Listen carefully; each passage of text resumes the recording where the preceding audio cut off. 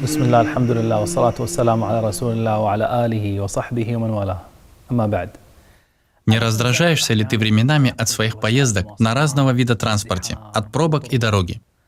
Я постараюсь облегчить тебе твою усталость, когда ты увидишь, что в принципе ты не так уж и устаешь. Ты можешь сказать, ты просто не видел наших пробок. Может, видел, а может и нет. Но абсолютно точно то, что Аллах избавил тебя от страданий, которые испытывают твои братья, переезжая с места на место где-то в отдаленных регионах мира. Всевышний Аллах наделил тебя милостью, которой лишил их. Это 50-летняя мусульманская женщина. Она работает на этой древней деревянной лодке, ворочает своими слабыми руками весла и перевозит людей с одного берега на другой. Ежедневно она работает примерно по 9 часов, чтобы заработать себе на дневное пропитание. У нашего переводчика не получилось выполнить ее работу. Он не смог. Потому что лодка вся в дырах. У нее постоянно надо вычерпывать воду, иначе она затонет. Я попытался ему помочь. Лодка неустойчивая, на ней нелегко плыть. И мы начали работать вместе. Я вычерпывал воду из лодки, а он пытался грести веслами. Потом мы немного отдохнули, после чего вернулись к работе. Представь, что эта бедная женщина работает каждый день за 2 мужчин в течение 9 часов. Переводчик боялся предложить мне поменяться ролями, и я, честно говоря, его за это не осуждаю.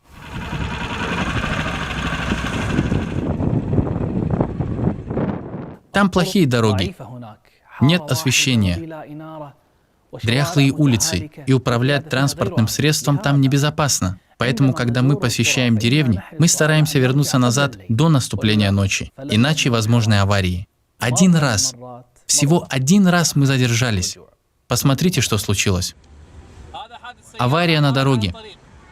Дорога, по которой мы едем, опасна. Хвала Аллаху, который спас нас. Но тем людям Он предопределил, чтобы их грузовик перевернулся. Проблема в том, что сейчас ночь. Мы впервые возвращаемся ночью. Обычно мы не ездим в такое время. Когда они находят себе машину, в которой можно сидеть, думаете ли вы, что это будет похоже на то, как сидишь ты в своей машине? Посмотри на этого пассажира. Между ним и падением и смертью всего 2 пяди. В таком положении он, возможно, едет в течение многих часов. Я понял для себя, что бедняки в тех отдаленных регионах вынуждены использовать животных, когда хотят переехать с места на место. Несмотря на то, что животные ходят медленно, они используют даже очень медленных слонов. Слонов? Когда же они доедут до нужного им места? Сейчас мы попробуем другое средство передвижения. Я использую его в первый раз. Это слон. Представьте себе, я думаю, могут быть проблемы с безопасностью. Ему 50 лет. Слону 50 лет? 50 лет. И он вместе с хозяином уже 40 лет.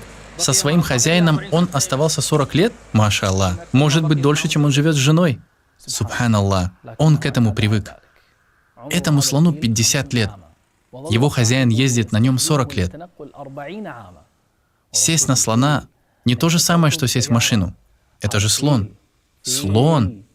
Дом хозяина слона находится на расстоянии 50 километров отсюда. Чтобы доехать до него, ему потребуется примерно 7 часов. Ехать под палящим солнцем, уставать. Но такой уж это транспорт. Здесь он запасается топливом.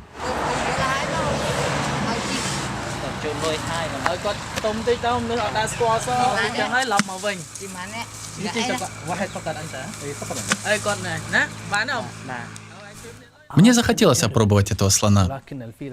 Слон не стал ждать.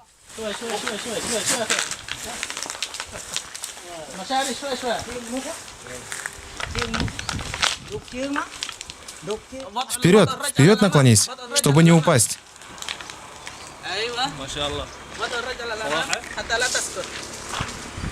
Воздух сверху отличается от воздуха снизу.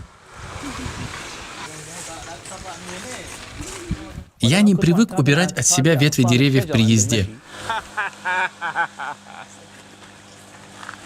Когда мы возвращались с нашей компанией по оказанию помощи, мы увидели, что слон только сейчас приближается к своему месту жительства. Примерно 7,5 часов. Или больше? 8? 8,5 часов.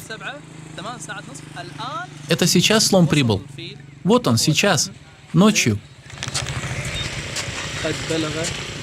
Когда у тех бедняков появляются деньги, происходит какой-то скачок в финансах, они приобретают любое транспортное средство и вкладывают в него каждую копейку. Они используют его во всем и перевозят на нем все, даже если это простой мотоцикл.